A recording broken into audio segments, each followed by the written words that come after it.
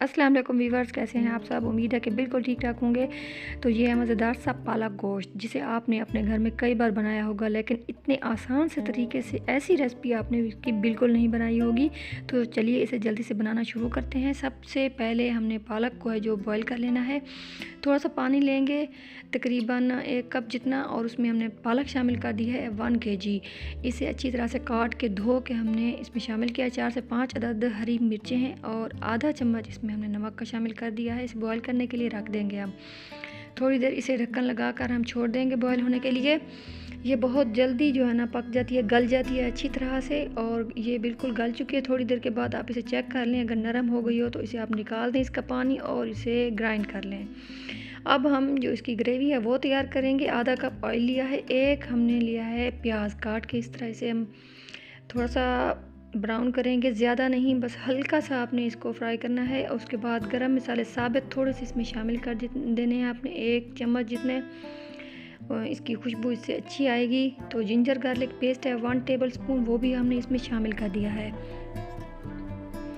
تو اسے بس تھوڑا سا ہم نے بھی فرائی کریں گے۔ اور یہ چکن ہے ہمارا 1/2 kg، اب اسے اس کے ساتھ ہی بھون لیں گے۔ تو باقی چیزیں ٹماٹر وغیرہ جو ہیں وہ ہم بعد میں شامل کریں گے، پہلے ہم چکن کو اچھی طرح سے بھون لیں گے۔ اس میں 1 ٹی سپون ہم نے اس میں نمک کا شامل کر دیا ہے۔ اب ہم اس میں ٹماٹر شامل کریں گے، 3 عدد ٹماٹر لے کے اسے چاپ کر کے ہم نے کاٹ لیا تھا۔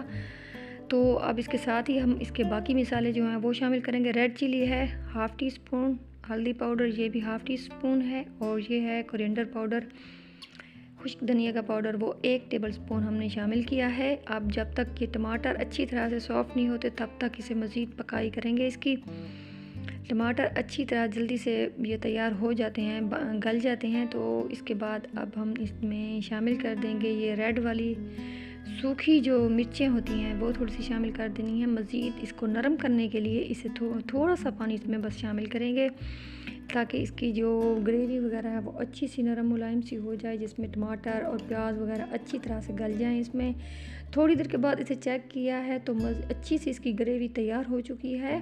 سالن اس کا اچھا سا بن چکا ہے۔ 1/2 ٹی سپون اس میں ہم نے جو ہے نا گرم مسالے کا پاؤڈر ہے وہ بھی اس میں شامل کر دیا ہے۔ اب تو ہمارا جو سالن ہے چکن کا یہ بالکل تیار ہو چکا ہے۔ تو جو ہم نے پالک کو بوائل کیا تھا اسے گرائنڈ کر لیا تھا، اس طرح سے ہم نے جوسر میں اسے اس میں شامل کر دیا ہے۔ تو پالک کو جب آپ نے گرائنڈ کرنا ہے تو بس زیادہ دیر نہیں رکھنا، بس 1 آدھ منٹ تک ہی بس آپ نے اسے گرائنڈ کرنا ہے، زیادہ نہیں کرنا، یہ بہت جلدی سے ہی ہو جاتی ہے۔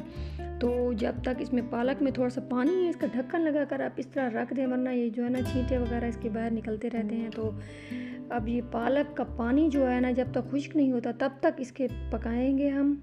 پالک کا پانی بالکل خشک ہو چکا ہے، اور جو اس کی تری ہے وہ اوپر سے آپ کو نظر آ رہی ہوگی۔ اس کے اوپر آپ نے تھوڑا سا جو سبز دھنیا ہوتا ہے فریش والا وہ اس میں شامل کر دینا ہے آپ نے، اور بس تیار ہے ہمارا زبردست سا مزیدار سا پالک گوشت۔ تو آپ کو کیسی لگی ہماری ریسپی؟ بہت ایزی ریسپی ہے، آپ بھی اسے ضرور ٹرائی کیجئے گا، اور کیسی لگی آپ کو ریسپی ہمیں کمنٹ کر کے ضرور بتائیے، اور ہمارے چینل کو لائک، سبسکرائب اینڈ شیئر کرنا ہرگز نہ بھولیں۔ اللہ حافظ۔